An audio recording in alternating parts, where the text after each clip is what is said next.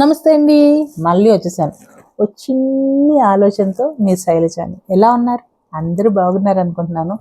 అందరూ బాగుండాలని కోరుకుంటున్నాను. అయితే మనం పరబ్రహ్మ స్వరూపం అంటాం. మీరు ఎవరైనా చూసారా? నేనైతే చూడలేదండి. ప్రసాదాలని పరబ్రహ్మ స్వరూపం అని అన్నం పరబ్రహ్మ స్వరూపం అని అనుకుంటమే తప్ప ఆ స్వరూపాలు ఏమిటి అన్నది మనకి ముందుగా లేవు. ఇమాజినేషన్స్. ఆ ఇమాజినేషన్స్ నుంచి మనకు నచ్చినట్టుగా మనం దాన్ని డెకరేట్ చేసుకుంటూ ఉన్నాం. ఓకే. పరబ్రహ్మ స్వరూపానికి అంటే మనం ఏదైనా ఎవరినైనా పూజించాలి అంటే, తలుచుకోవాలి, ధ్యానించాలి అంటే ఒక ఆకారం కావాలి కదా.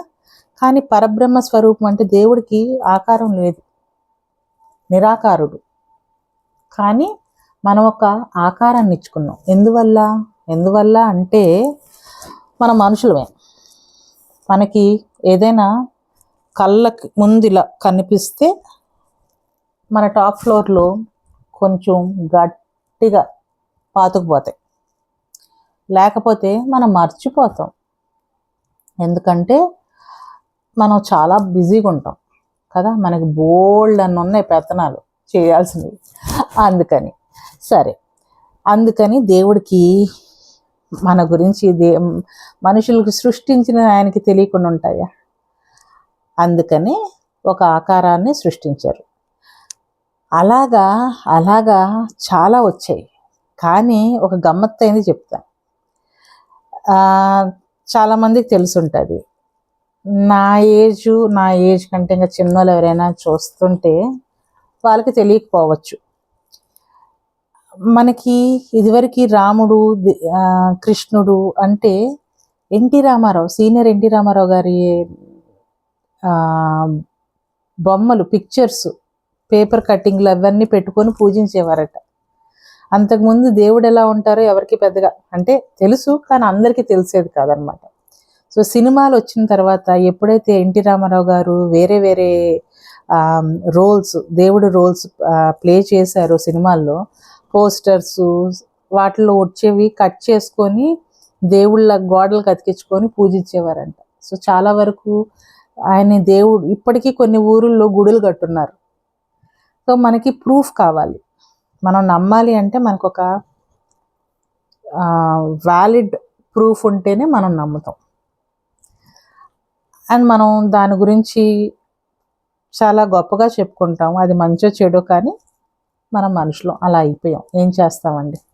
సో అలాగా ఈ ప్రూఫ్ కావాలి అన్నప్పుడు ఇలా ప్రూఫ్ లేనిది ఒక సౌండ్ ఉందంట. అది ఓంకారం అనే సౌండ్. ఆ శబ్దం, ఆ ధ్వని సృష్టి మొదలైనప్పుడు, భూమి మొదలైనప్పుడు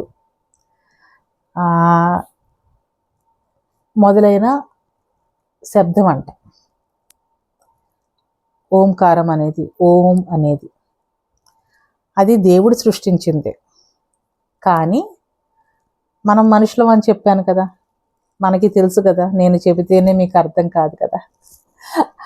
అలాగా మనకి ఉట్టి ఆ సౌండ్ బట్టి మనం పూజించాలి, దాన్ని మెడిటేట్ చేయాలి, వాడేసుకోవాలి దాన్ని వల్ల లాభాలంటే మన వల్ల కాదు కదా. మనకు ఒక ఆకారం కావాలి. సో దేవుడికి ఆకారం లేదన్నప్పుడు, మనం ఒక ఆకారం సృష్టించినప్పుడు ఈ సౌండ్కి కూడా మనకు కావాలి కదా ఒక ఆకారం. సో అందుకని ఈ ఓం అనే ఆకారం, ఒక సింబల్ని క్రియేట్ చేయబడింది. ఎవరు చేశారమ్మా అంటే మనందరికీ ఆది పురుషుడు. అంటే ఆయన మానవ జాతికి ఆయన మూలం అన్నమాట. మను అంటారు. ఆయనకి ముందు ఆయన్ని మనిషిగా సృష్టించారు దేవుడు. సో అప్పటిదాకా ఏమిటంటే మనుషులు త్రూ మౌత్ వాళ్ళు చెప్పినది విని ఆ తర్వాత వాళ్ళు నేర్చుకొని అలా వచ్చిన మంత్రాలు ఇవన్నీ ఏవైతే మనకి పురాణాలు కానీ ఏవైనా కానీ అలాగా ఉట్టి ఓరల్గా ఉన్నాయట. ఏవి రిటర్న్ ఫామ్లో లేవు. సో డాక్యుమెంటెడ్ ఫామ్లో మనకి ఏమీ లేవన్నమాట. అందుకని ఈ మను అనే అతను ఎప్పుడైతే పుట్టాడో, మనిషి కదా, మన సంగతులు ఫ్యూచర్ జనరేషన్స్ గురించి ఆయనకు ముందే తెలుసు కాబట్టి, ఎందుకంటే ఆయన మైండ్ కరప్టెడ్ కాదు, ఇట్ వాస్ కొంచెం పయస్గానే ఉండింది. అందుకనే ఆయన ఇవన్నీ రాసేశారట. వేదాలు, పురాణాలు, ఉపనిషత్తులు ఇవన్నీ ఏవైతే మనం అంటామో, వింటాము, చదువుకుంటామో, ఇవన్నీ ఆయన త్రూ వచ్చినవి అని నేను చదివాను, నేను అనట్లేదు. అయితే అక్కడ నుంచి మనకి వచ్చింది. సో అప్పుడే మనకి ఈ ఓం అనే రిటర్న్ ఫామ్లో ఈ సింబల్ మనకి వచ్చింది అని అంటారు, నమ్ముతారు. అదనమాట. So again back to Vedic period, ఆ టైం నుంచే ఆరిజిన్ అన్నమాట. సో ఎక్కడ నుంచి వచ్చింది అంటే, ఇవి వేదాల నుంచి వచ్చాయి అంటారు.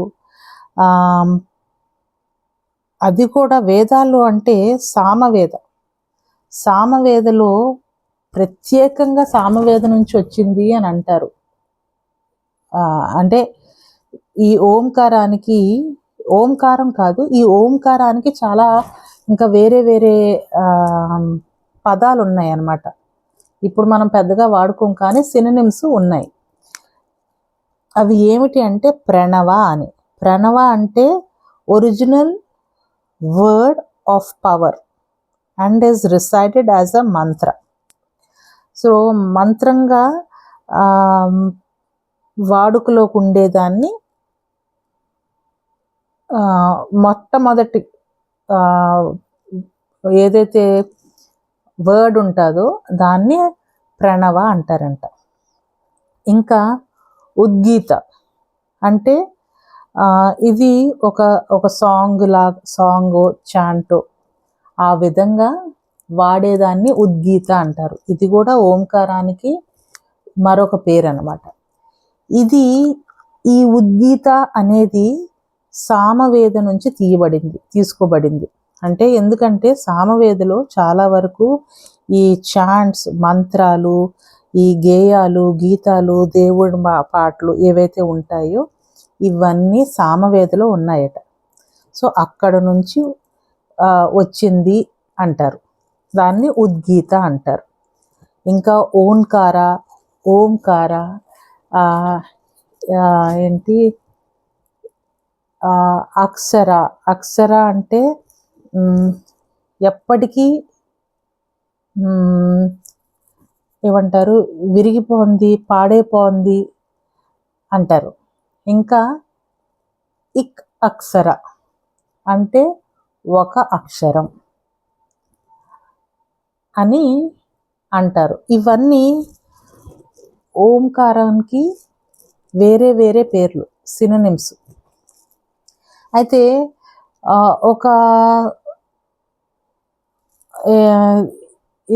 ఇదొక యూనివర్సల్ సౌండ్. ఈ ఓం అనే దాన్ని, ఓం అనే శబ్దం ఏదైతే ఉందో పదాలకి, వర్డ్స్కి ఏమంటారు, ఒక సీడ్ లాంటిది. సో అన్ని వర్డ్స్ అనేవి ఈ ఓం అనే అక్షరం నుంచి వచ్చాయి అని అంటారు. ఆల్ఫబెట్స్ కానీ, ఏ వర్డ్స్ కానీ, ఏ పదాలు కానీ, ఏవైనా కానీ ఓం నుంచే వచ్చాయి అని కూడా అంటారు. ఓం అంటే ఇది మనము చాలా మీనింగ్ఫుల్ శబ్దం అండి. దీనివల్ల ఏమిటి అంటే ఒక అలైన్మెంట్ క్రియేట్ చేస్తుందంట. మనం కరెక్ట్గా ఉచ్చారణ చేస్తే, ప్రొనౌన్స్ చేస్తే మన మైండ్, బాడీ, సోల్ ఆర్ స్పిరిట్ని దేవుడికి అంటే యూనివర్స్తో కనెక్ట్ చేస్తుందట. అంత పవర్ఫుల్ వర్డ్ ఇది. ఆవాహన అంటారు చూడండి, పూజలు చేసేటప్పుడు దేవుణ్ణి ఆవాహన చేస్తారు అంటారు. సో ఆవాహన చేస్తానికి అంటే దేవుణ్ణి దేవతల్ని ఆ పూజలప్పుడు ఆ మంత్రాల ద్వారా ఆవాహన చేస్తారు, పిలుస్తారు. అది దానికి ఉపయోగపడుతుంది. అంటే దేవీ దేవతలకి కనెక్షన్ క్రియేట్ చేస్తుంది అనమాట. ఇంకా ఒక సంపూర్ణ స్పృహ, అంటే అబ్సల్యూట్ కాన్షియస్నెస్ అనేది ఈ ఓం అనే మంత్రాన్ని చాంట్ చేస్తే, ఉచ్చారణ చేసేటప్పుడు ఆత్మను అను కాస్మిక్ వరల్డ్ని, విశ్వంని కూడా కనెక్ట్ చేస్తుందట. ఇలా అవుతుందట. ఇవి ఎక్స్పీరియన్స్ అయ్యి చాలామంది ఎక్స్పీరియన్సెస్ షేర్ చేస్తున్నారు.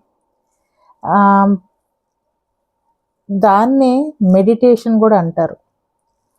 ఇంకా చెప్పాలంటే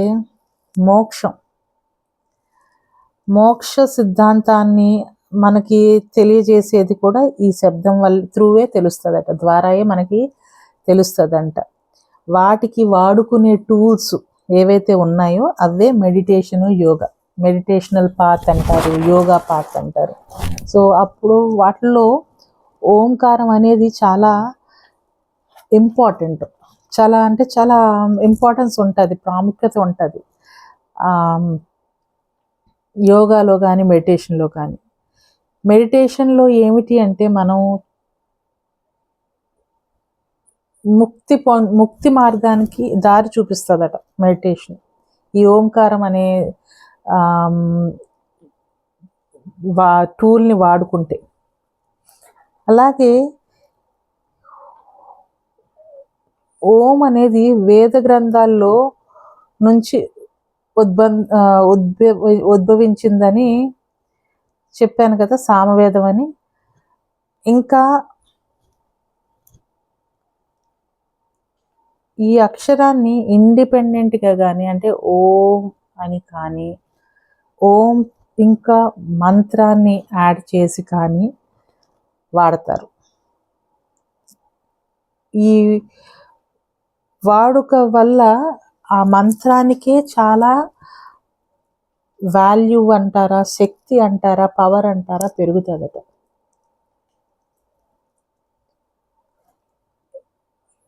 అంటే మనం ప్రతి ఏదైనా మనం చేసే పూజల్లో కానీ, హోమాల్లో కానీ ఎప్పుడైనా మనం వింటాం, మనల్ని అనమంటారు కూడా పూజారులు, గురువుగారులు. పూజారులు అని అనకూడదంటండి. అయితే అయ్యవారు అంటారు. సో ఇలా వాళ్ళు ఎందుకంటే ఈ ఓం అనే దానికి, ఎందుకంటే చాలా మనకి తెలియకుండానే మనకి చాలా ఇస్తుందట శక్తి, పాజిటివ్గా చాలా పవరు, చాలా పీసు, సాటిస్ఫాక్షన్ ఇవన్నీ వస్తాయట. సరే, ఈ ఓం చిహ్నానికి అనేక విషయాలను సూచిస్తాయి. ఆ సింబల్ వల్ల మనకి చాలా విషయాలు తెలుస్తాయి, అంటే రిప్రజెంట్ చేస్తుంది. ఏమిటి అంటే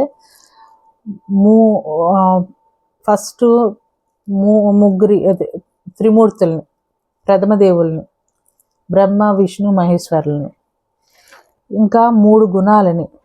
ఆ గుణాలు ఏమిటి అంటే సత్వగుణం, రజస్ గుణం, తమస్ గుణం. ఈ సత్వగుణం అంటే మనిషిలో ఒక మంచితనం, ఎగ్జిస్టెన్స్, ఉనికి, ఇంకా బ్యాలెన్స్, హార్మోనీ, ప్యూరిటీ, ఇవన్నీ గుడ్ క్వాలిటీస్. ఈ లక్షణాలు, ఈ మంచి లక్షణాలు ఏవైతే సామరస్యం అని, స్వచ్ఛత, ఇలాంటి గుణాలని, లక్షణాలని రిప్రజెంట్ చేస్తుందంట. రజస్ గుణం అంటే ప్యాషను, ఏదైనా అభిరుచిని పెంచే ఇది ఉంటుందంట. అలాగే తమస్ గుణం అంటే ఏవైతే నెగిటివ్ ఉంటాయి చూడండి, ఈ డల్నెస్, లతార్జీ, బద్ధకం, అజ్ఞానం, గజిబిజిగా ఉండటం, నిరాశ, మందబుద్ధి, ఆ, ఇలా గందరగోళం, చీకటి, ఇలాంటివన్నీ ఉంటాయి చూడండి. వాటిలన్నిటినీ కూడా రిప్రజెంట్ చేస్తుందంట. ఎప్పుడు అంటే దీన్ని బట్టి మనకు అర్థమైంది ఏంటంటే మంచి చెడు రెండు ఉంటాయి. అది మన వాడుకలో ఉంటుంది అనమాట. వాటిని మనం క్రియేట్ చేస్తాం. ఏదైనా ఒక మొక్క పెరగాలంటే మనం బాగా జాగ్రత్త తీసుకుంటే బాగా పెరుగుతుంది. మనం పట్టించుకోలేదనుకోండి, చూసి చూసి చచ్చిపోతుంది కదా. మనమేమో పెంచుతున్నాం అంటాం, చచ్చిపోయి ఉంటుంది. ఎందుకంటే మనం దాని వైపు చూపించే శ్రద్ధ కదా, దాని వైపు చూపించి మనం ఎంత ఇంపార్టెన్స్, దాంట్లో ఎంత గుడ్ ట్రీట్మెంట్ ఇస్తామా, బ్యాడ్ ట్రీట్మెంట్ ఇస్తామా అనేది. ఏదైనా కానీ మనము వాటిని అలా చేస్తాం. వాడుక, the way we utilize it, that is how the results would be కదా. అదనమాట. మరీ సీరియస్గా చెప్పేస్తున్నానా, కొంచెం దడ ఉంటుంది అందుకనేనండి. అయితే ఇంకా 2 పేజీలు ఉన్నాయిలేండి. ఓకే. ఇంకొకటి ఏంటంటే వేదాలని కూడా సూచిస్తుందట. దాంట్లో ఏంటంటే ఋగ్వేద, యజుర్వేద, సామవేద. కానీ అథర్వ వేదని మాత్రం ఈ ఓంకారం అనేది అక్కడ అథర్వణ వేదలో ఎక్కడ ఓంకారం గురించి మెన్షన్ చేయలేదట. ఎందువల్ల అంటే ఈ యొక్క వేదంలో మంత్రాలు అంటే శుభకార్యాలకి వాటికి కాకుండా ఈ ఏమంటారు వైద్యానికి సంబంధించినవి కానీ మంత్రాలకి, ఈ మంత్రాలు అంటే చెడు మంత్రాలు అంటే మంత్రాలు అంటారు చూడండి, వాటికి ఉపయోగించేవన్నీ ఈ అథర్వణ వేదలో ఉంటాయంట. అందుకని ఈ ఎక్కడ ఈ ఓంకారం గురించి అథర్వణ వేదలో మెన్షన్ చేయలేదట. అయితే ఓంకారం గురించి ఇంత చెప్తున్నప్పుడు మరి మీరు ఎప్పుడైనా ఓం తత్ సత్ అని విన్నారా? అంటే అది ఏమిటి అంటే అదే పరబ్రహ్మకు ప్రతీకాలు అంట. ఈ ఓం సత్ అనేది ఏదైనా అంటే ఇట్ టాక్స్ అబౌట్ ఏమంటారు ద రియాలిటీ ఆర్ ట్రూత్. అంటే ఓం అనేది ఏమిటి అంటే తత్ అంటే దట్ ఈస్ అని, సత్ అంటే సత్యం, truth. So that is existence అని చెప్పేది ఈ ఓం తత్ సత్ అనే మంత్రం ఆర్ పదం. సో ఈ కాంబినేషన్ వల్ల ఏమవుతుందంటే చాలా పవర్ఫుల్ కాంబినేషన్ అంట. ఎందుకంటే ఓం తత్ సత్ అనేది అన్నప్పుడు ఒక పవర్ఫుల్ వైబ్రేషన్ అనేది క్రియేట్ అయ్యి అది ఒక కనెక్షన్ క్రియేట్ చేస్తుందట. మనిషి సోల్ని యూనివర్సల్ కాన్షియస్నెస్కి తో కలుపుతుందని చెబుతారు. వినటానికి చాలా ఏంటమ్మా ఎంత నిద్రమోహంలో చెప్తున్నావు అంటే కాదండి, కొంచెం ఎందుకో తీసుకున్నాను. కానీ ఈ టాపిక్లు చెప్పాలంటే కోసంత భయం వేసేస్తుంది. ఎందుకో I don't know, I'm not able to explain that also, but still I want to talk about it. ఎందుకంటే ఎవరి మాట వినదు శైలమ్మ, అందుకని మొదలు పెట్టాలనుకున్నాను కాబట్టి పెట్టేస్తున్నాను. అయితే సరే, ఇది ఏమిటి అంటే ఇంకా చెప్పాలంటేనండి, ఈ ఓంకారం ఏదైతే రాస్తాం చూడండి, దానికి ఒక అర్థం ఉంది. అంటే వెన్ యూ రైట్ ఆ కర్వ్స్కి వాటికి అన్నిటికీ ఒక ఏమంటారు ఒక మీనింగ్, ఒక ఎసెన్స్ అనేది ఉంది. అది ఏమిటి అంటే ఆ ఓంకారాన్న ఏమంటారు ఫామ్ ఏదైతే రాస్తామో it is connected to different stages of sleep. అది వేకనింగ్, డీప్ స్లీప్ అండ్ డ్రీమింగ్ అంటారు. ఈ 3 స్టేజెస్ ఉంటాయి అన్నమాట. డ్రీమింగ్, డీప్ స్లీప్, ఇవి 3 స్టేజెస్ ఉంటాయి. ఈ 3 స్టేజెస్లో ఏమిటి అంటే దిస్ ఇస్ అగైన్ మెడిటేషన్కి సంబంధించింది అనమాట. సో మెడిటేషన్కి మనం మెడిటేట్ చేస్తున్నప్పుడు నిద్రపోతాం, గమనించారా? నేను ఇప్పుడు దాకా మెడిటేషన్లో సక్సీడ్ అవ్వలేదు. ఎప్పుడు చూసినా నా వల్ల కాదు, ఫోకస్ చేయలేను. I'm very bad at focusing. అలాంటి స్టేజ్కి వచ్చినప్పుడు మనం ఎప్పుడైతే మెడిటేట్ చేస్తున్నప్పుడు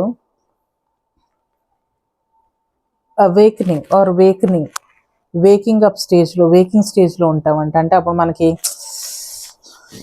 ఎక్కడో ఓ మైల్ దూరంలో వచ్చిన శబ్దం కూడా మనకి వినిపిస్తుంది. అంటే మన ఫోకస్ అంత బాగుంటుంది అన్నమాట. కాన్సన్ట్రేషన్ లెవెల్స్ అంత బాగా ఉంటాయి. ఎందుకంటే మనం చెప్పిన దాని మీద వినకుండా చుట్టుపక్కలన్నీ మనకు కావాలి. సో ఆ స్టేజ్ నుంచి అది తట్టుకొని కదిలేదే లేదనుకొని కూర్చొని మొదలు పెట్టామనుకోండి, సక్సీడ్ అయితే, అంటే ఒక్క రోజులో వచ్చే కథ కాదండి ఇది, కొన్ని నెలల ప్రాక్టీస్ కావాలి.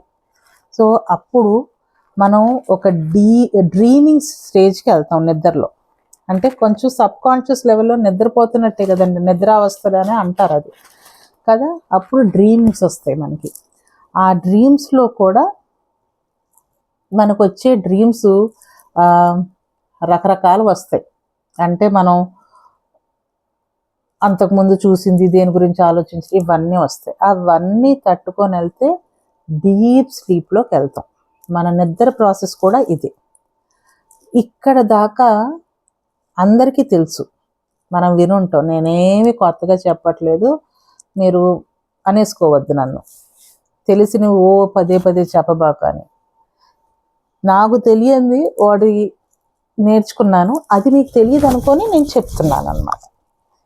అయితే ఈ మోడర్న్ న్యూరో సైన్స్లో there is a 4th stage of sleep అని ఒకటి ఇంట్రడ్యూస్ చేశారు. దాన్ని తురియా అని అంటారంట, స్టేజ్ ఆఫ్ స్లీప్ అని. ఈ స్లీప్లో ఏమవుతుందంటే ప్యూర్ కాన్షియస్నెస్ని దాటి మన సెన్స్ ఆర్గన్స్, మన ఇంటలెక్చువల్ బ్రెయిన్ ఏదైతే ఉంటుందో, ఇంటలెక్చువల్ ప్రాసెసింగ్ సైడ్ ఏదైతే ఉంటుందో మన మైండ్, అది కూడా దాటుకొని వెళ్తుందట. ఇది దాన్ని స్వచ్ఛమైన స్పృహ అంటారంట, సూపర్ కాన్షియస్నెస్ అని దీన్ని చేరుకుంటారంట. దీనివల్ల ఏంటంటే ఇది ఒకవేళ మనము రీచ్ అవ్వగలిగితే, when we are meditating, if we can come to the cross first, second, third and the 4th stage, ఆ 4th స్టేజ్కి రాగలిగితే ఇట్ ఈస్ లైక్ కంప్లీట్గా యూ హ్యావ్ డ్రాన్ ఓం అన్కాన్షియస్గా మీరు, అంటే యూ హ్యావ్ ఏమంటారు, ఆ ఇన్విజిబుల్ దీంట్లో మనం ఓంకారాన్ని రాసినట్లుగా కన్సిడర్ చేస్తారంట. అంటే నేనైతే చచ్చిపోతా కానీ నా వల్ల కాదండి ఇలాంటివన్నీ. కొందరు సీరియస్గా చేసే వాళ్ళకి ఉంటుంది, వాళ్ళు ట్రై చేయొచ్చు, కానీ ఆ తర్వాత మనుషులు బతుకుతారో లేదో కూడా నాకు తెలియదు. సో నా పూచి కాదు, నన్నేమి అనకండి. ఓకే, సో ఇది మెడిటేషన్ పాత్. సో మెడిటేషన్ పాత్లో మనం కంప్లీట్గా మెడిటేషన్ చేసాము, వీ హ్యావ్ సక్సెస్ఫుల్లీ డన్ అంటే ఇది మునులు ఋషులు చేసిన విద్య అనమాట. సో దీనికి మించి వెళ్తారు. ఇప్పుడు చెప్తారు చూసారా, స్నోలో ఉంటారు ఆ ఘోరాలు, తపస్సు చేస్తూ ఉంటారు ఆ స్నోలో కూర్చొని. అంటే వాళ్ళు వెళ్ళిన stage, I think this is the 4th stage. So that will connect మనని, మన బాడీని, మైండ్ని, సోల్ని ఆ యూనివర్సల్ కాస్మిక్ ఎనర్జీతో కనెక్ట్ చేస్తుంది. అందుకని వాళ్ళకి బోల్డ్ అన్ని పవర్స్ వస్తాయి. వాళ్ళు దే కెన్ ప్రిడిక్ట్, వాళ్ళు చూస్తాం కదా, వింటాం కదా, మనం ఆ దీంట్లోకి మనం వెళ్ళలేము, ఆ జోన్లోకి. It is something supernatural లెవెల్లోకి వెళ్ళిపోతారు. డెమీ గాడ్స్ కదా, దేవుళ్ళు కాదు కానీ దేవుళ్ళలాగా మనం ఆరాధిస్తాం, పూజిస్తాం. సో వాళ్ళకి ఒక పవర్ వస్తుంది, ఒక ఆరా ఉంటుంది, వాళ్ళకి ఒక శక్తి ఉంటుంది. అది త్రూ మెడిటేషన్ వస్తుంది అన్నమాట. అయితే కమింగ్ టు యోగాలో కూడా మనం ఓం అని అనమంటారు. కానీ అది ఓం కరెక్టేనా? ఓం కరెక్ట్ కాదు. అది అంటానికి ఏమంటారు అంటే, ఒక్క నిమిషం అండి, ఆ సౌండ్ని ఆ ఊ ఓం అంటారు కదా. ఆ ఊ ఓం అనేది ఔం ఔం అని ప్రొనౌన్స్ చేయాలి. ఓం కాదు, ఆ ఓం, ఆ ఓం. ఇది మనం correct way of pronunciation. So దీనివల్ల ఏమిటి అంటే, వెన్ ఇట్ కమ్స్ టు ఏమంటారు,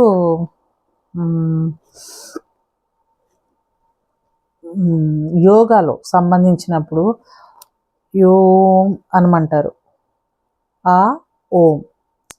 అది ఏమిటి అంటే, మనం ఆ అనేటప్పుడంట మనము నేవల్ పార్ట్లో వైబ్రేషన్స్ వస్తాయంట. వెన్ ఇట్ కమ్స్ టు ఊ, మనకి చెస్ట్ పార్ట్లో వైబ్రేషన్స్ వస్తాయంట. అండ్ వెన్ వి సే ఓ, మన హెడ్ ఈ పార్ట్లో వైబ్రేషన్స్ వస్తాయంట. So that is why when we keep on chanting Om as many times as possible, we try to recover. మనకి చాలా బెనిఫిట్స్ ఎక్కడొస్తాయంటే ఇది. ఎందుకంటే ఒక డివైన్ కనెక్టివిటీ క్రియేట్ అవుతుంది, ఒక పీస్. అండ్ వన్స్ ఆ క్రియేట్ అయినగానే ఒకలాంటి పీస్ వస్తుంది. ఆ పీస్ వల్ల కొంచెం విజ్డమ్ వస్తుంది, మనకి జ్ఞానం వస్తుంది, నాలెడ్జ్ పెరుగుతుంది, ఒకలాంటి కామ్నెస్ వస్తుంది.